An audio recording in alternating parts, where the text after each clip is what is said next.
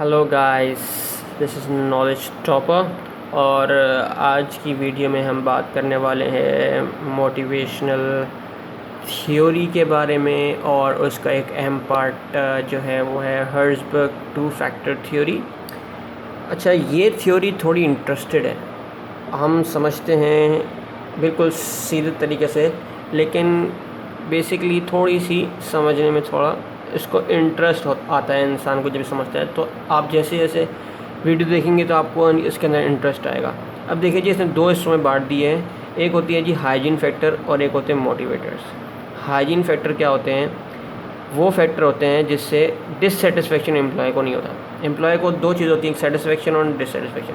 Motivators employ को satisfaction देंगे, जबकि हाइजीन फैक्टर इंसान को डिससेटिस्फेक्शन देंगे, डिससेटिस्फेक्शन से बचाएंगे।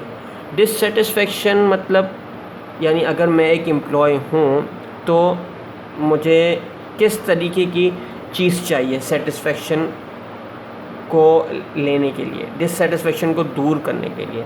तो अगर मुझे डिससेटिस्फेक्शन को दूर करना है तो मुझे अगर ये चीज़ें नहीं मिलेंगी तो मैं जो मेरा डिससेटिस्फेक्शन लेवल है वो ऑब्वियस होगा, ठीक है ना। तो डिससेटिस्फेक्शन को दूर करने के लिए मुझे सैलरी चाहिए, ऑब्वियसली मैं काम करूँगा तो मुझे पैसे चाहिए। अगर मैं पैसे नहीं मिलेंगे तो ऑब्वियसली मैं डिससेटिस्फाइड हूँगा। वर्क कंडीशन अच्छी होनी चाहिए, अगर मुझे वर्क कंडीशन अच्छी नहीं मिलती तो मैं डिससेटिस्फाइड हूँगा।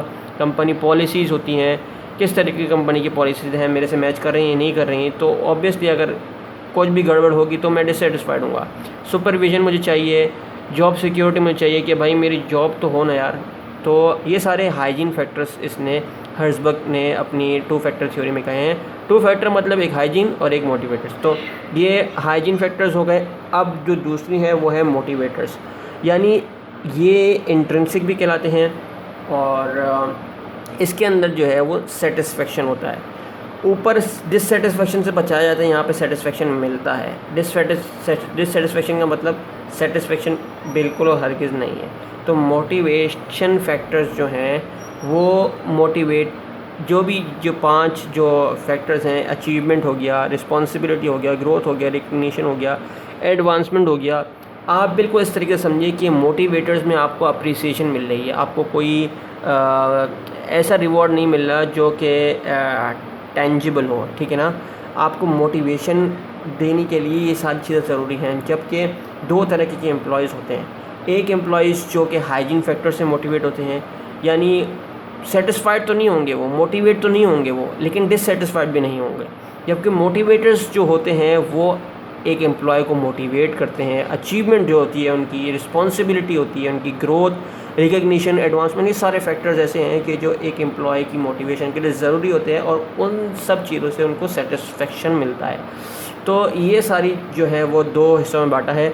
हाइजीन फैक्टर्स जो कि एक्सट्रिंसिक होते हैं, डिससेटिस्फेक्शन उनसे नहीं होता, और मोटिवेटर्स जो है वो इंट्रिंसिक होते हैं, यानी अंदरूनी तौर पे होते हैं और सेटिस्फेक्शन मिलता है। एक्सट्रिंसिक बैरूनी तौर पे होते हैं, मतलब बाहर से होते हैं और डिससेटिस्फेक्शन को रोकते हैं। तो ये हर्ज़बर्ग 2 फैक्टर थ्योरी थी। अब हम इसको थोड़ा सा और एडवांस में पढ़ लेते हैं ताकि आपको क्लियर में समझ में आ जाए।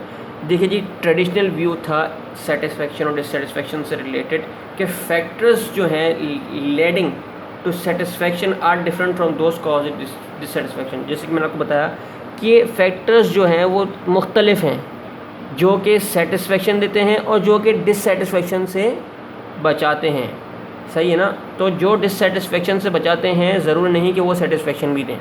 जबकि हर्ज़बर्ग का मानना ये है, उसका जो व्यू ये है कि मोटिवेटर्स और हाइजीन फैक्टर्स जो मैंने आपको बताया 2 तरह के होते हैं। इसका कहना यह है कि अगर आप डिससेटिस्फेक्शन को हटा देंगे तो ये मत समझिएगा कि आपको मोटिवेशन हासिल होगी।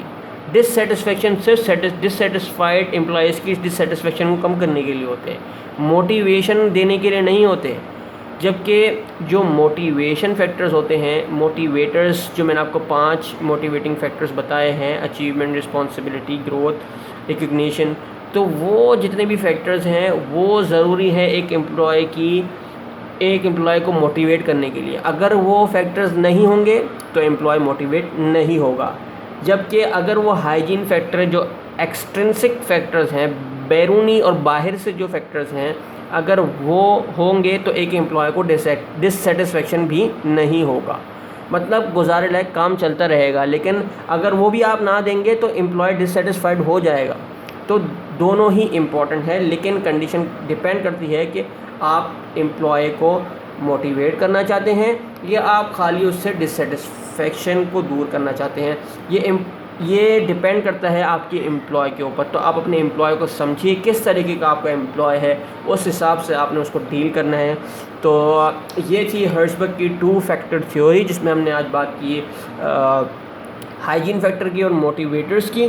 तो उम्मीद है आपको समझ में आई होगी। अगर समझ में आई है तो हमारे चैनल को सब्सक्राइब कीजिए, लाइक कीजिए, शेयर कीजिए और बेल आइकन को ज़रूर दबाइएगा। हमारे चैनल को ज़रूर सब्सक्राइब कीजिएगा। लेकिन अगर आपको ये वीडियो पसंद नहीं आई, आपको समझ में नहीं आई, प्लीज़ एक दफ़ा दोबारा देखिए। अगर तब भी पसंद ना आए तो do not subscribe this channel and hope you like it and hope you understand and it will be helpful for you in future.